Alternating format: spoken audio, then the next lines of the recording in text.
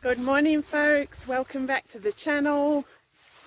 We have just returned from a camping trip up on the Atherton Tablelands, which was very lovely, apart from the fact that yes, it was raining up there as well.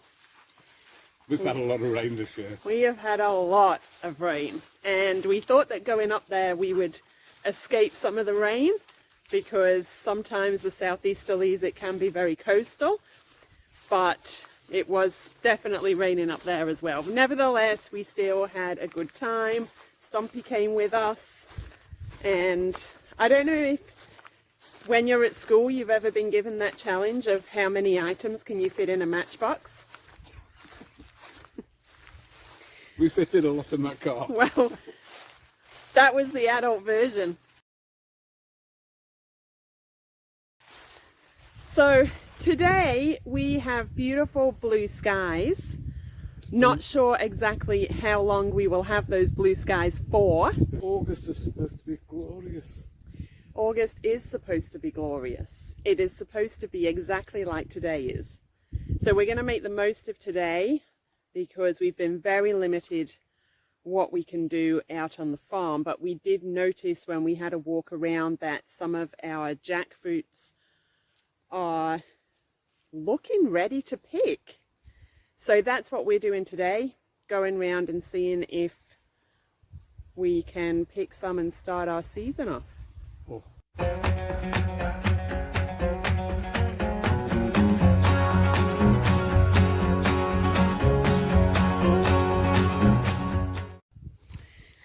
Yes, the paddock is very squishy right now.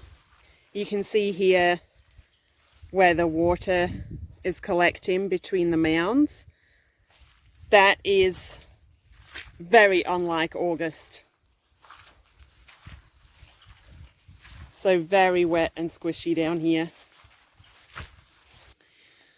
So when we are looking to pick our jackfruits, we're looking for this nice stretched appearance, and you can see the bulges here. The first leaf is going yellow, stalk's gone brown right down there, and Ian will tap. We're listening for that dull hollow sound. Not always easy in the rain. Or if it's windy. Or if it's windy, but today we've struck lucky. And so we're going to pick this one. Yeah. And Ian's going to make sure My fingers aren't in the way. that his fingers aren't in the way of the pruners. And that he cuts the stalk close to the trunk. Then the heavy. Then we take the last bit of stalk off.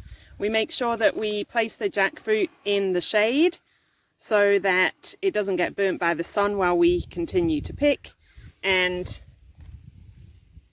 in a position where the sap will drain out and not onto the fruit. On to the next. So whilst we are busy picking jackfruits, Stumpy is busy picking loofahs.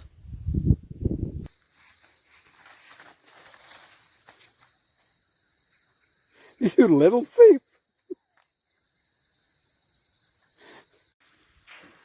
Just filling the tank up, ready to wash the jackfruits. That can be filling while we go and pick some more fruit. And we'll also give the cold room a wipe over with a diluted bleach solution. We always do that at the end of the harvest period, and then again before the next harvest period starts, just to make sure that it's all clean and less chance of bacteria and mold when we've got the fruit in there. Well, it's the wet tropics, isn't it? Yeah, it's the wet tropics, and everything goes mouldy in the wet tropics. But Sometimes I think we're at risk of going mouldy in the wet tropics, and especially this year we've had so much rain. Yeah, Everything's going mouldy.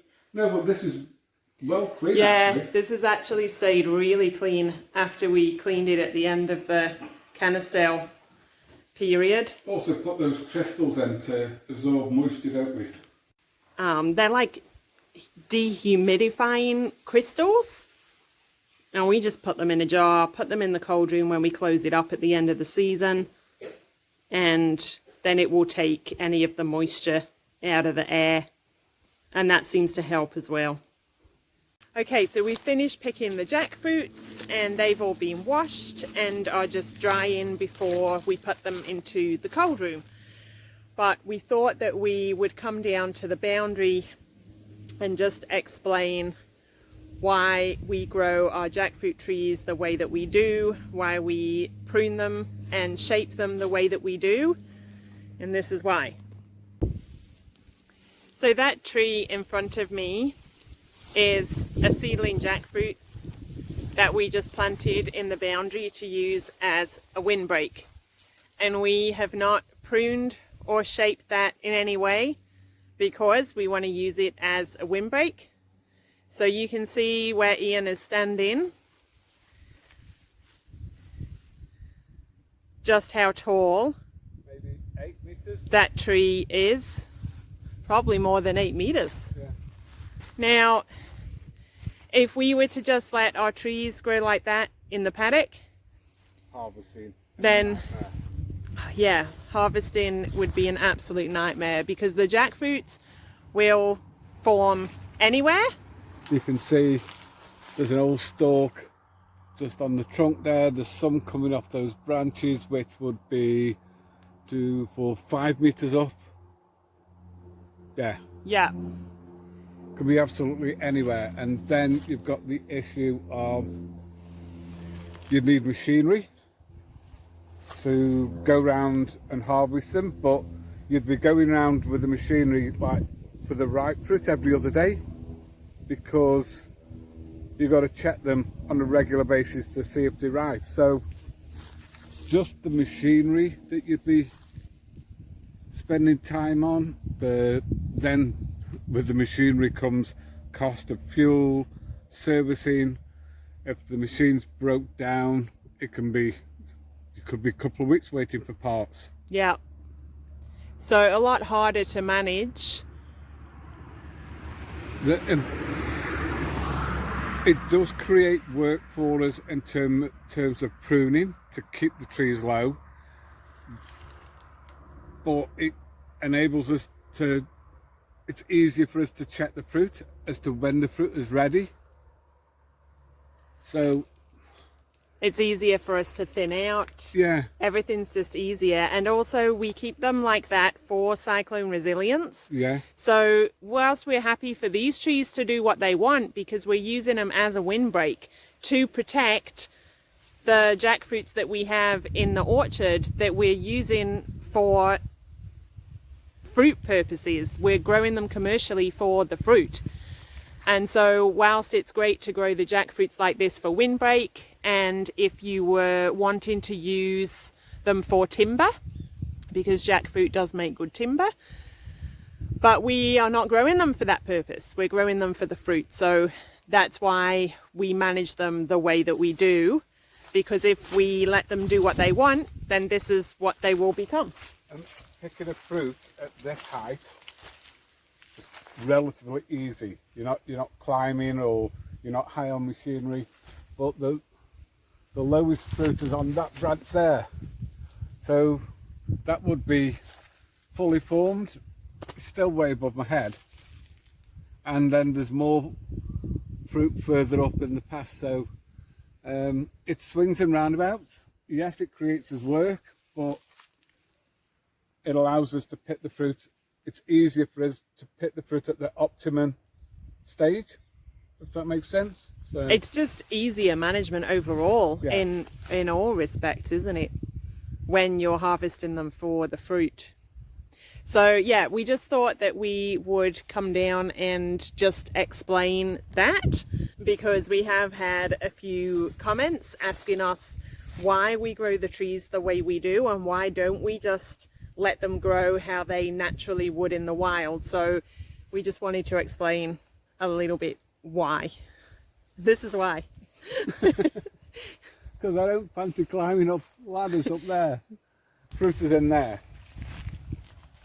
So you've still got to get in somehow.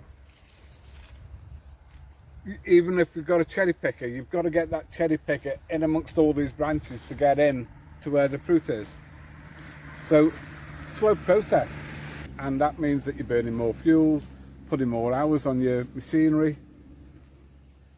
Yeah, more time, more labour. Yeah. Alright folks, that's it for another week. So once again, thank you for watching. If you enjoyed the video, give it a thumbs up and we will see you on the next one. Bye.